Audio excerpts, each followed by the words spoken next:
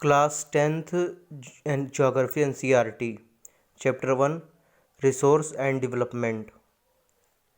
First heading, Resource. Everything available in our environment which can be used to satisfy our needs is called a resource. It should be technological, accessible, economically feasible and culturally acceptable. Only then it can be termed as a resource. Example, minerals, forests, fossils, fuels, etc. Heading, classification of resources. A. On the basis of origin, biotic and abiotic.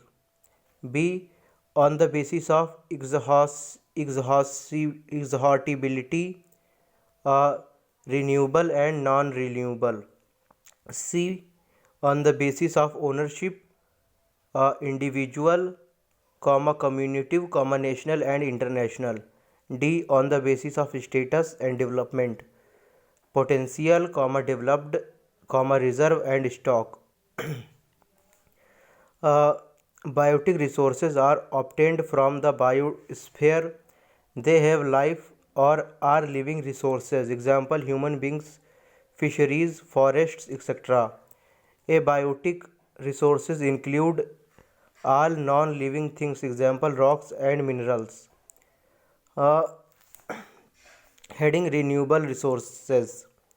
The resources which can be renewed or reproduced by physical, chemical and mechanical processes are known as renewable and replenishable resources.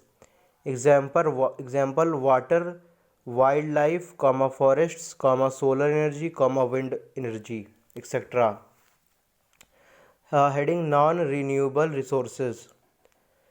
The resources which once get exhausted cannot be remade. They take a long geological period of time, that is millions of years, in their formation. Example, minerals, fossil, fuels, etc. Point 1. Individual resources owned by individuals. Example, own land, house. Community owned resources. The resources which are accessible to all the members of the community. Example, park, playground. National resources which belong to the nation. Example, roads, railways and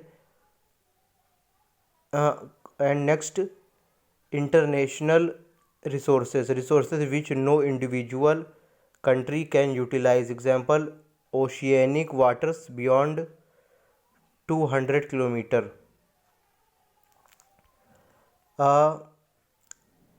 First point, potential resources.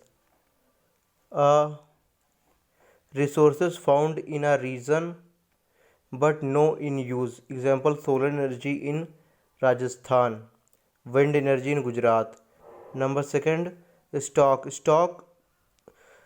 resources available but don't have appropriate technology to access. Example, lack of technology, know how to use hydrogen and oxygen as a resource of energy. And third, reserve subset of stock can be used for future needs. Example, water in the dams, forest resources. Next heading, sustainable development. Sustainable economic development means that development should take place without damaging the environment, and development in the present should not compromise with the needs of future generation. Heading, land under important relief features in India. Plains 43%, mountains 30%, plateaus 27%. Land degradation, continuous use of land over a long period of time without taking appropriate measures to conserve and manage it. Measures to solve problem of land degradation. Affor- Afforestation, proper management of grazing to control overgrazing, planting of shelter belts of plants, stabilization of sand dunes by growing thorny bushes, control of mining activities, avoid over irrigation and overuse of fertilizers and pesticides. A soil erosion. The denudation of the soil cover the subsequent washing down is soil erosion. Reason for soil erosion include human activities like deforestation, overgrazing, construction, mining, defective method of fanning, etc. B. Natural forces like wind, glacier and water flow.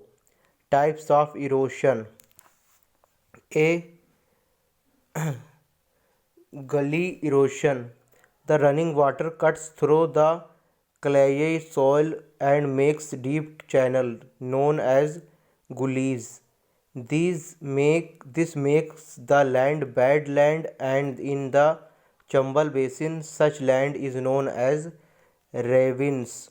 B. Sheet erosion. When topsoil over large area is washed away, it is known as sheet erosion. Methods to prevent soil erosion in hilly area.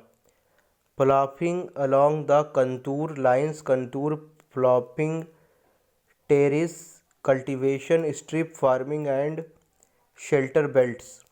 Soils and its type. Alluvial soils. Entire northern plains are made of alluvial soils. Also found in the eastern coastal plain, particularly in the deltas of the Mahanadi, Godavari, Krishna and the